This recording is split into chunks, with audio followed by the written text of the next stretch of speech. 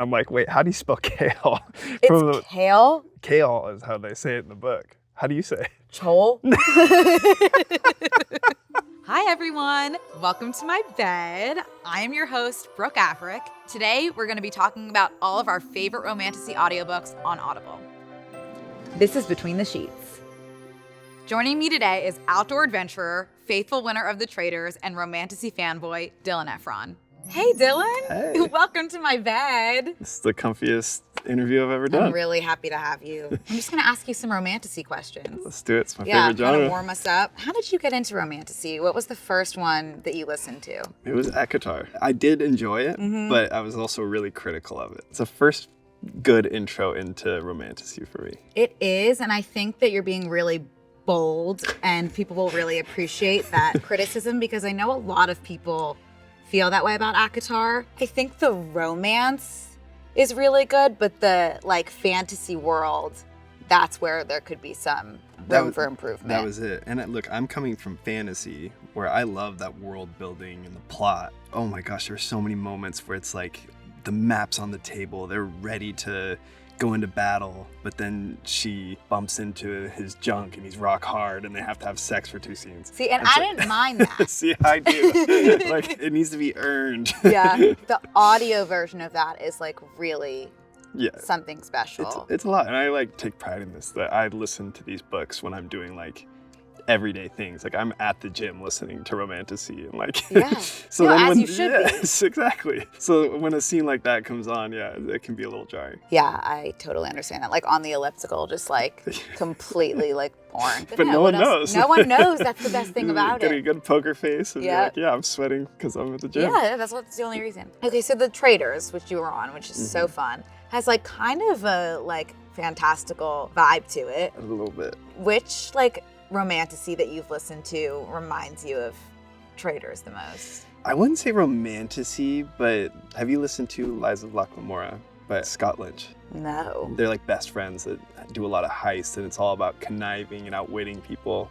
So if Traders was a book, I would say it's closest to that. Okay, fun. It's fun. I'll have to add that. It's really fun. To my TV. And it's a quick read too. My TV listen. Yeah. I consider you the mascot of the straight male Romantasy fandom. How would you convince other men who might be wary of Romantasy to maybe give it a try? Joe Rogan is cool and all, yeah. But there's a whole nother world beyond self-improvement. Yeah. I want to be creative. I want to be taken to another world and actually have some experiences that aren't all self-improvement. For me, it was really refreshing to step into this world, and I just really enjoy it. Oh, I love that. Are there any worlds after ACOTAR that you dove into that you really loved? Fourth Wing. Really? Yeah, I really liked Fourth Wing. Okay, what about it? Because I feel it's kind of similar. It started very similar. World building to ACOTAR. It did, but this World of Dragons, I was at Hogwarts essentially. I'm like, oh, I can picture this world. That last book was Onyx Storm. Yeah. Loved it. Really? So good. Yeah. Okay. So I'm loving learning about your taste. Now I'm on Throne of Glass. I'm so excited about that. I read the first book of Throne of Glass, and I thought maybe I'm just not a Sarah J. Maas fan. Because while I love it, I'm super critical of some of the books. Second book, so good. So I'm all in on Throne of Glass now. I'm so excited. No more hate, Sarah J. Maas is crushing it. Yeah, that's true. Okay, love that. So what's my next series? Because I don't know what's next. I have such a good one for you. It's called One Dark Window. There's 2. It's a duology by Rachel Gillig, and then the sequel is Two Twisted Crowns. And it's a very unique magic system that I think you'll like because you're so into the fantasy world and the world building. It's Romantasy, but it's a little bit less heavy on the And it's just 2 books. Romance. Yeah. Okay. It's so good. I think you'll like it. I'm in. Right after Throne of Glass, I'm listening to that. Yay. I'm gonna be texting you for all my next books. Please, I'm begging you. I love texting reading buddy. All right, I'm in. Romantasy Rendezvous.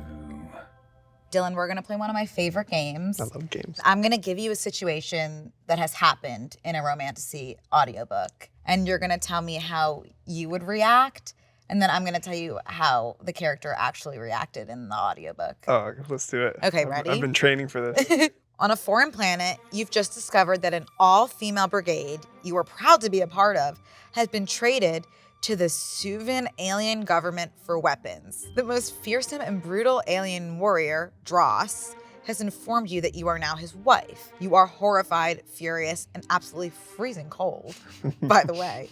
Dross suggests that you combine body heat and strips off his clothing. What do you do? So one maybe like say like let's not get naked. Let's like strip down a little bit. Did you read this? No. Like, wait, Did you? You gotta put a ring on it first. Did you listen to this? Did you listen to Wed to the Alien Warlord, Accidental Alien Brides book run by January Bell? I may have. Well, she did take off her shirt and left on her sports bra. Good. But there's the catch. She took off her panties. No, she tried to focus her eyes on the phosphorescent blue snail tracks on the tree bark behind her instead of what was grazing her hip. Oh wow. Yeah. Yeah. Damn. She's got a tough rest of the book if that's the first chapter. If you had to guess what the grazing on your hip might be. It's Mr. Dross's schlong, right? Yeah, the Dross. I think it's Mr. Dross's member. Yeah.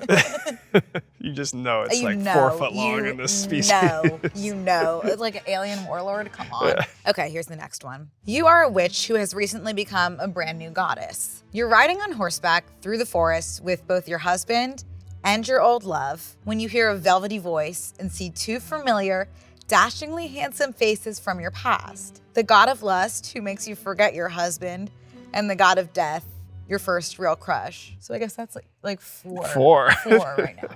This sounds like throwing a glass. The god of lust, Samson, of course, lays his hand upon your shoulder and reads your thoughts. That you love and lust for both your husband and your old guardian love. What do you do? I think she should stretch out these feelings as long as possible until one becomes stronger. I'm fine with like a duel. Like, may the best man win. Or just give him an ultimatum. Be like, hey, so like this god just told me I actually love both you. Which one of you loves me more? And she'll go with that. That's person. good. Yeah. That's what I'm doing too. Yeah. Okay, this is what she actually did. Swat his hand away, weak from your new goddess exhaustion, and protest for him to get out of your mind. But other than that, just generally stand there being desired by all 4 men at the same time. Yeah, you were saying like revel in it. Yeah, extend it out. Yeah, yeah. She didn't want to hear. Yeah. She didn't want to hear this. She's like, I know they both love me. Yeah. I know I both and love them. that's fine. Okay, great. That scenario was from The Lost God by Sheila Masterson, in case you want to listen to it. I need to hear a little more before that's on my list. You killed it. I'll take it. I'm getting used to this. Build a mate.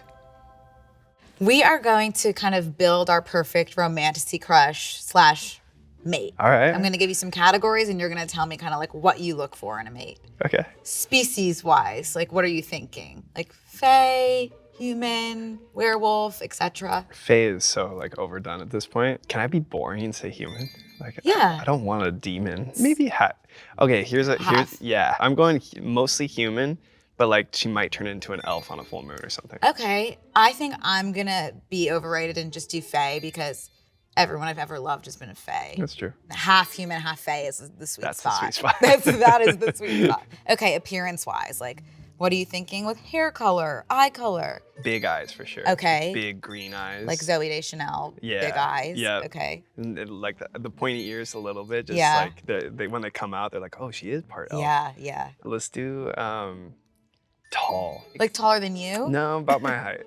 Your height? About my height. Wow. Yeah. I really like in books when their hair is described as like purple black, like so black that it's like almost purple in the moonlight even. Yeah, so I might do like black, purple hair in the moonlight. So funny because I'm mostly from the guy perspective. So when they say they have jet black hair, I'm always like, damn, I can't play that character. You could just dye your hair. That's true. Do you want to play a character? That would be so fun. I would love that.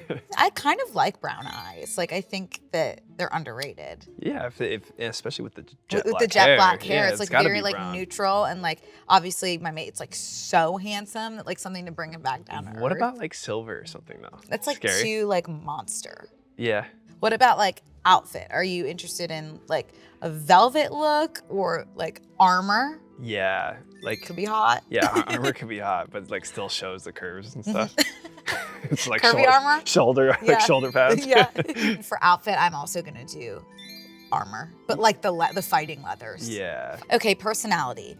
What are you thinking? Kind of like Nesta, like icy, Ugh, gosh, Nesta. I don't need a not- Nesta in my life. Not Nesta.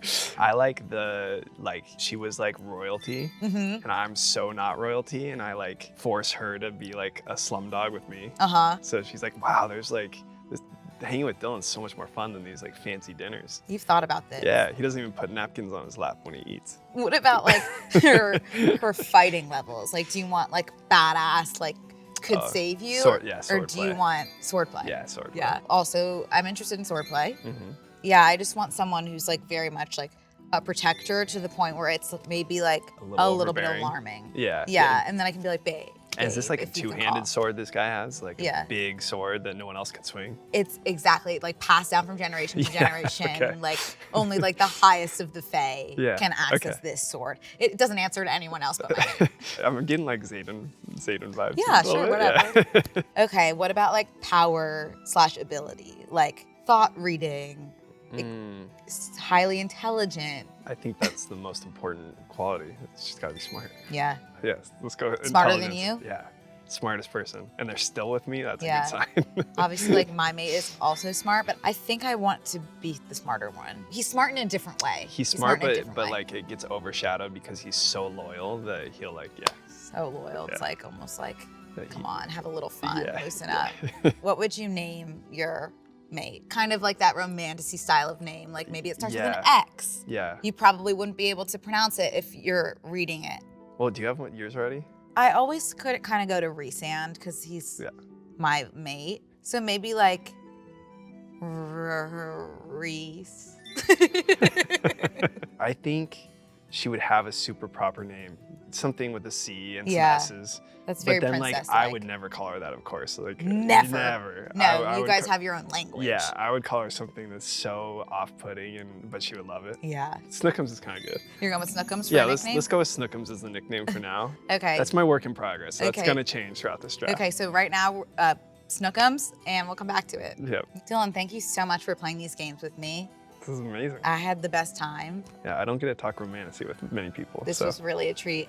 And you've got to go and get started on your romantasy novel. So Oh, get out of here. all right. Get started. I'm gonna be listening to Audible on the way home. What's new in Romantasy? The first one is The Night and the Moth by Rachel Gillig. It is about a diviner with no memory of her past, and she's forced to leave her cloister on a misty and mystic journey to challenge dark gods with the one knight whose fate she cannot see. It's like if Gillig's dark gothic Shepherd King duology, which I personally am obsessed with, was compounded with the Far From Home theme of Anathema by Carrie Lake. And for fans of Hannah Witten's For the Wolf and Alexis Henderson's The Year of the Witching, I would highly recommend this one.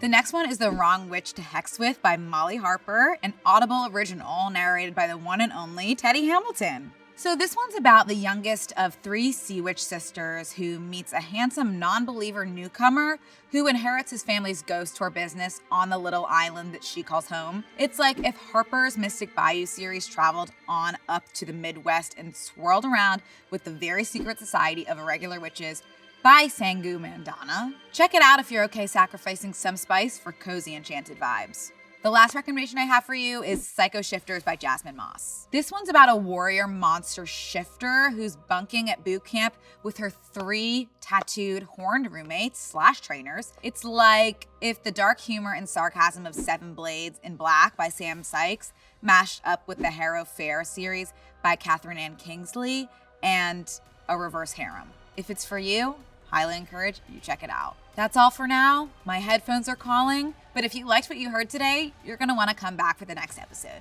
In the meantime, head over to Audible for more romantasy than you can imagine. This has been Between the Sheets.